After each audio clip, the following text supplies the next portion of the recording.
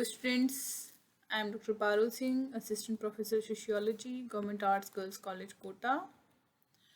और हम लोग आपका बीए थर्ड ईयर का पेपर कर रहे थे, सोशियोलॉजी का paper 2, social problems in India, जिसमें सामाजिक दृष्टि से वंचित वर्गों की समस्याएं टॉपिक हमने शुरू किया था, जिसमें अनुसूचित जाति जनजाति के बारे में बात कर रहे थे। अनुसूचित जाति के बारे में हम जो हमारे लास्ट वीक के वीडियोस थे उसमें हम बात कर चुके थे, और इससे पहले के जो 2 वीडियोस मैंने पार्ट 1 और पार्ट 2 के रूप में बताए, उसमें भी हमने जो शेड्यूल्ड ट्राइब है, अनुसूचित जनजाति, इसके बारे में हमने बात की, परिभाषा की बात की थी, हमने विशेषताएं देखी थी, और इसके साथ ही जो इनकी जो समस्याएं हैं, जनजातियों की समस्याएं, उनके कारणों की हमने बात की थी फर्स्ट पार्ट में। और सेकंड पार्ट में हमने भारतीय जनजातियों की जो अन्य समस्याएं हैं, उन समस्याओं को हमने विस्तृत आधार पर हमने उनको समझने का प्रयास किया था, और अनेक वर्गों में उनको हमने विभाजित कर रखा था। तो उससे आगे का जो हमारा आज का टॉपिक है वो जो भारतीय जनजातियों की जो समस्याएं हैं, इन समस्याओं को हमने जान लिया। अब इन समस्याओं के जो उपचार हैं, उन उपचारों के विषय में भी हमें थोड़ी सी जानकारी प्राप्त करने की आवश्यकता है। तो इनके जो उपचार हैं, जनजातियों की समस्याओं को दूर करने के जो प्रयास हैं, उसमें उनको 2 पार्ट्स में डिवाइड किया गया है। एक तो कुछ जो प्रमुख एंथ्रोपोलॉजिस्ट रहे, मानव शास्त्री रहे, जिनको की महारत होती है जनजातियों के अध्ययन में, और उनकी समस्याओं से जो बहुत अच्छी तरह से वाकिफ़ होते हैं, क्योंकि बहुत सारा समय उन्होंने उनके साथ निकाला होता है, उनके अध्ययन किए होते हैं। तो कुछ उनके द्वारा सुझाव दिए गए, और कुछ सुझाव ऐसे हैं जो कि कुछ प्रयास ऐसे हैं जो कि जो संविधान के माध्यम से इनके लिए किए जा रहे हैं, और जिनको कि कानूनी प्रावधान के रूप में भी इनके लिए बनाया गया है, और जिसके माध्यम से इनकी जो समस्याएं हैं उनको दूर करने का प्रयास किया जा रहा है। तो जब बुद्धिजीवियों के यदि सुझावों में देखें, तो जो कुछ प्रमुख विद्वान हैं जिन्होंने कि जनजातियों की समस्याओं को हल करने के लिए अपने विचार दिए, जिसमें doctor Ghurye, Verrier Elwin, doctor Majumdar, Hutton, Sharat Chandra Roy इत्यादि हैं, जो कि जिनका महत्वपूर्ण रूप से नाम हमारे सामने आता है। इसमें जो फर्स्ट जो सुझाव इनके द्वारा दिया गया, दैट इज पुनरुद्धार या रिवाइवल जिसको कहा जाता है। तो इनका ये मानना है विद्वानों का कि जो जनजातियां हैं, आधुनिक सभ्यता से संपर्क के कारण उनकी समस्याएं हैं वो उत्पन्न हुई हैं, और जिसके कारण वो अजैनिक प्रकार की समस्याओं से घिरी हुई हैं, और अनेक जो अध्ययन इन जनजातियों से रिलेटेड हुए, उन्होंने भी इन बातों की पुष्टि की है। इसी इनका एग्जाम्पल S.C. रॉय ने दिया, छोटा नागपुर के उराव गांव के लोगों की जो सामाजिक और भौतिक स्थितियां हैं, उसमें अनेक प्रकार की समस्याएं देखने के लिए मिलती हैं। इसी प्रकार वेरियल एल्विन ने बैगा एवं गोंड जनजाति के लोगों में जो आधुनिक सभ्यता के संपर्क से समस्या उत्पन्न हुई, उनका उल्लेख उन्होंने किया, और इन्होंने ये बताया कि जो बैगा लोग हैं, उनके विकास कार्यक्रमों में क्योंकि बहुत अधिक शीघ्रता दिखाई गई, और इस कारण उनका जो जीवन है वो बहुत अधिक कष्टमय हो गया। गौंड जनजाति का जो सभ्यता के संपर्क के कारण ग्रामीण जीवन जिस प्रकार का था वो नष्ट हो गया, उनमें बाल विवाह का प्रचलन प्रारंभ हो गया, और इनकी जो भूमि थी वो साहूकारों के हाथों में चली गई, और जो वनों पर उनकी निर्भरता थी वो समाप्त हो गई, जिसके परिणाम स्वरूप वे निर्धनता के शिकार हुए और ऋणग्रस्तता के शिकार हुए, और इनमें भूमि की हानि, वनों की स्वतंत्रता पर रोक, शिकार इत्यादि का लोप होना, गरीबी, जनजातीय उद्योगों का पतन, और नए नए जो कानून बने उनसे उत्पन्न समस्याएं, शराबबंदी पर पाबंदी, बाह्य धर्मों एवं सुधार आंदोलनों का प्रभाव जो है, इन सब को इन्होंने इसके लिए जिम्मेदार बताया। तो इनके सुझाव के लिए ये जो रॉय एवं एल्विन, ये इनके पुनरुत्थान की बात करते हैं, इनके रिवाइवल की बात करते हैं, और एल्विन ने जनजातियों की समस्याओं के समाधान के लिए राष्ट्रीय उपवन यानी नेशनल पार्क स्थापित करने का सुझाव दिया। यह एक महत्वपूर्ण सवाल है, और अनेक बार प्रश्न पूछे जाते हैं इससे संबंधित कि वेरियर एल्विन के द्वारा कौन सा सुझाव दिया गया जनजातियों की समस्याओं के लिए, या फिर ये पूछा जाता है कि राष्ट्रीय उपवन निर्मित करने का सुझाव किस विद्वान के द्वारा दिया गया जनजातीय समस्याओं के समाधान के लिए। तो इनका ये मानना था कि एक ऐसा क्षेत्र बनाया जाना चाहिए जहाँ पर जो जनजातियां हैं उस क्षेत्र में निवास करने वाली उन जनजातियों को वहाँ पर बसाया जाए। अन्य जो लोग हैं इस क्षेत्र में अन्य लोगों के प्रवेश पर निषेध लागू किया जाए तथा इस पर जनजाति आयुक्त का सीधा नियंत्रण हो। और इस उपवन में जहाँ तक संभव हो सके वहाँ जनजातियों की संस्कृति एवं विशिष्ट विशेषताओं को बनाए रखने की कोशिश की जानी चाहिए और जनजाति के लोगों को इस क्षेत्र से बाहर जाने की भी कम से कम स्वीकृति दी जाए। एल्विन जनजातियों की सामाजिक संरचना के परिवर्तन के पक्ष में नहीं है क्योंकि इसके कारण उन्हें कई प्रकार की कठिनाइयां उठानी पड़ती हैं और वो राष्ट्रीय संरक्षित क्षेत्र के द्वारा जनजातियों के पुनरुत्थान का समर्थन करते हैं। और लेकिन एल्विन की इस नीति का घुरिये और अन्य विद्वानों ने बहुत अधिक आलोचना की और इसी कारण से जब उन्होंने इसके जो प्रोस एंड कॉन्स देखे तो उसके बाद में उन्होंने अपनी नीति में परिवर्तन किया और बाद में वे एकीकरण और आत्मसात की जो इनकी नीति है उसके वे पक्षधर हो गए। तो ये बहुत महत्वपूर्ण जिस समय उन्होंने ये सुझाव दिया था एक बहुत महत्वपूर्ण सुझाव था यह जनजातीय समस्याओं को दूर करने के लिए। तो इसके बाद में जो नेक्स्ट जो इनकी बात होती है वो होती है इनके आइसोलेशन की कि इनके लिए पृथक्करण का सिद्धांत अपनाया जाना चाहिए और हट्टन तथा मजूमदार इनकी जो सामाजिक सांस्कृतिक धरोहर की निरंतरता को बनाए रखने के लिए जनजातियों की वे पृथक्करण को आवश्यक मानते हैं और ये मानते हैं कि इनका पृथक अस्तित्व बनाए रखा जाना चाहिए। और जनजाति जीवन में परिवर्तन करने का तो ये विद्वान समर्थन करते हैं लेकिन इनके परिवर्तन इस प्रकार के होने चाहिए जो कि इनके लिए बहुत अधिक हानिकारक ना हो और इन परिवर्तनों का चयन जनजातियां स्वयं करें और कि वे कौन से परिवर्तन अपने में करना चाहते हैं नहीं करना चाहते हैं और उनके साथ वे अनुकूलन कर पाएं। जिससे कि हटन का मानना है कि अंग्रेजी शासनकाल में जनजातियां आधुनिकता के संपर्क में आई उनमें अनेक परिवर्तन हुए और उनके सामने उस समय दो विकल्प थे कि वे तो या तो वे हिंदू समाज में से आत्मसात कर लें या फिर वो अपना एक जनजातीय जीवन पृथक जीवन व्यतीत करते रहें। और हटन का मानना है कि जनजातीय समस्याओं के समाधान हेतु स्वयं शासित जनजातीय क्षेत्रों का निर्माण किया जाए और स्वयं जनजातियां ही यह तय करें कि वे कौन से नवीन प्रकार के जो परिवर्तन हैं उनको अपनाना चाहते हैं और कौन से परिवर्तनों को वो अपनाना नहीं चाहते। लेकिन इसके लिए भी अनेक प्रकार के जो विचार हैं वो विचार आते रहे और जो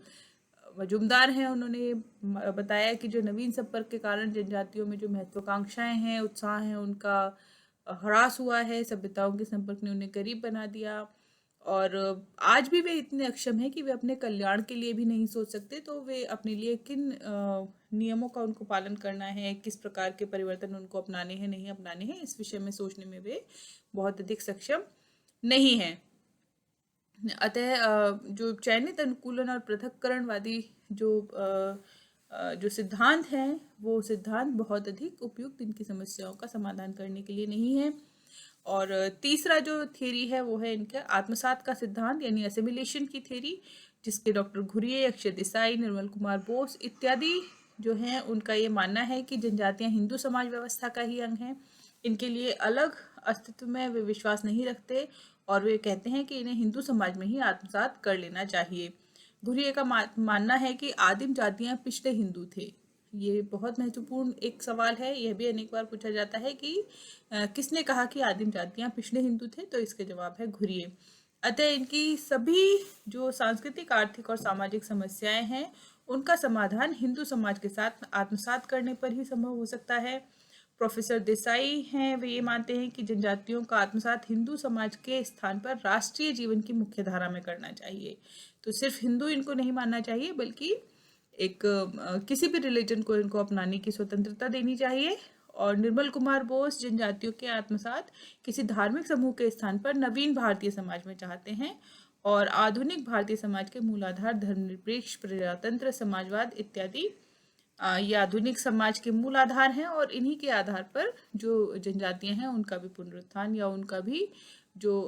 आत्मसात या एसिमिलेशन है वो भी उनका इसी आधार पर होना चाहिए। तो जो अनेक जो विद्वान हैं उन विद्वानों के हिसाब से इसी प्रकार डॉक्टर दुबे का मत है कि जनजातियों की समस्याओं का समाधान खोजने के लिए अब तक जो प्रयत्न किए गए वो बहुत अधिक या तो पॉलिटिकली या फिर इमोशनल भावुकतापूर्ण रहे हैं और आदिवासी अपनी जो परंपरागत संस्थाओं को जीवित रखकर भी राष्ट्र के महत्वपूर्ण और उपयोगी नागरिक या अंग बने रह सकते हैं। और इसके लिए अनेक प्रकार के जो सुझाव हैं वो हैं कि वैज्ञानिक अध्ययन के द्वारा आदिवासियों के सामाजिक संगठन और मूल्य के ज्ञान की उपलब्धि होनी चाहिए। आदिवासी जीवन की एकीकरण की शक्तियों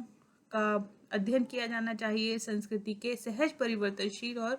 परिवर्तन विरोधी पक्ष ऐसे जो है उनका विश्लेषण किया जाना चाहिए।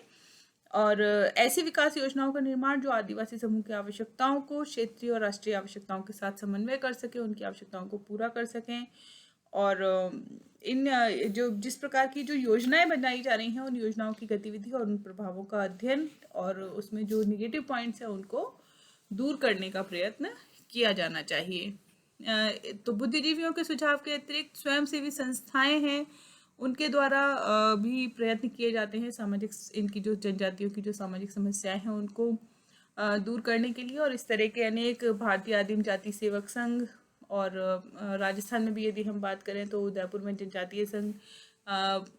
वहाँ पर निर्मित है। वहाँ पर उनके लिए अलग से स्कूल्स और कॉलेज का भी स्थापना की गई है। अनेक प्रशिक्षण संस्थान उनके लिए वहाँ पर शुरू किए गए हैं। तो इसी प्रकार से आंध्र प्रदेश, हैदराबाद और जो रामकृष्ण मिशन, नई दिल्ली, ये जो अनेक प्रकार के जो संस्थान हैं, जो वॉलंटरी ऑर्गेनाइजेशंस हैं, इंस्टीट्यूशंस हैं, उनके द्वारा भी जो आदिवासी हैं उनकी आदिवासी की समस्याओं को दूर करने के प्रयत्न किए जाते हैं। और अनेक धार्मिक संस्थाओं ने इसके लिए प्रयास किए, जिसमें ईसाई मिशनरी, हिंदुओं के कुछ समुदाय जैसे आर्य समाज, विश्व हिंदू परिषद इत्यादि प्रमुख हैं जिन्होंने इसके लिए प्रयास किए। और कुछ समस्याओं का समाधान हुआ, लेकिन कई बार नई समस्याएं भी पैदा हुई। जैसे आर्य समाज एवं विश्व हिंदू परिषद हिंदू समाज व्यवस्था में सम्मिलित करने के इनको पक्षधर रहे हैं। तो इन धार्मिक संस्थाओं के प्रयास के विषय में जो कुछ विद्वान हैं उनका ये कहना है कि वैज्ञानिक दृष्टि से ये कहना कठिन है कि धार्मिक प्रयासों ने आदिवासियों का हित अधिक किया है अथवा अहित। आदिवासियों का धर्म परिवर्तन अपने पड़ोसी समुदायों से उन्हें दूर किए बिना ही सामाजिक एकता में सहायक होता है। तो जो धर्म परिवर्तन है उनमें सांस्कृतिक विघटन उत्पन्न कर उन्हें भारतीय जीवन की मुख्य धारा से मुक्त करता है और यह उनके लिए एक बड़ी समस्या उत्पन्न करता है। तो इसके कंपैरिजन में जो समाज सेवी संस्थाएं हैं उन्होंने इनकी गरीबी, अज्ञानता, बीमारी इत्यादि से इनको मुक्ति दिलाने का प्रयास किया और इनका जो अस्तित्व है उस अस्तित्व को बनाए रखकर इनके जो अभाव हैं, इनकी जो समस्याएं हैं, उनसे इनको मुक्ति दिलाने का प्रयत्न किया।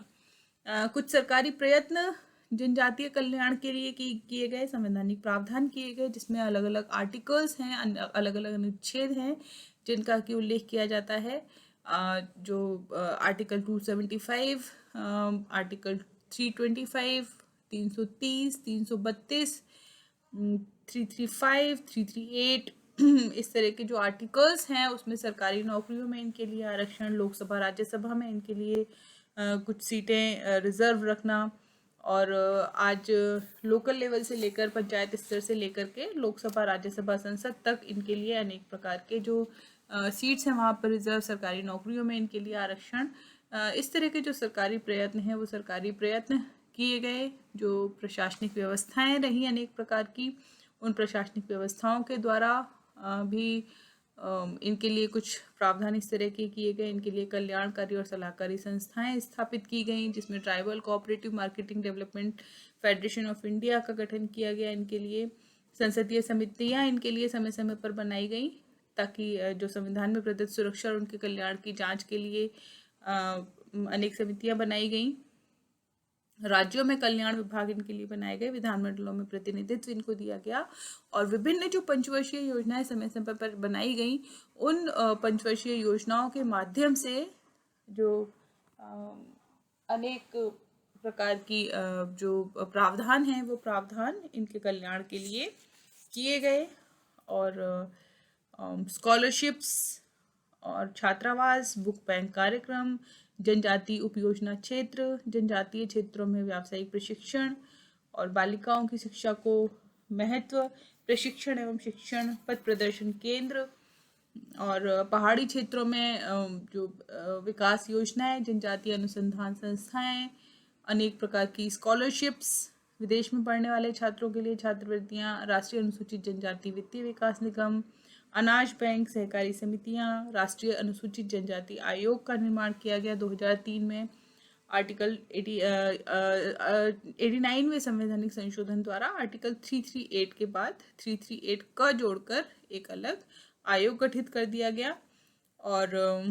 जो राज्य हैं उन राज्य में शिक्षा, आर्थिक विकास, स्वास्थ्य, आवास और योजनाओं से संबंधित अनेक प्रकार की जो योजनाएं हैं वो योजनाएं इनके लिए बनाई गई। तो ये सभी जो पक्ष हैं इन्होंने समस्याओं, जनजातीय समस्याओं को दूर करने के लिए प्रयास किए और आज काफ़ी हद तक जो जनजातियां हैं उन जनजातियों का काफ़ी हद तक डेवलपमेंट हो भी चुका है और हो रहा है, निरंतर प्रयास जारी है। और निश्चित रूप से इनसे संबंधित जो समस्याएं हैं उन समस्याओं का समाधान करने में भविष्य में हम सक्षम होंगे। तो आज के लिए इतना ही।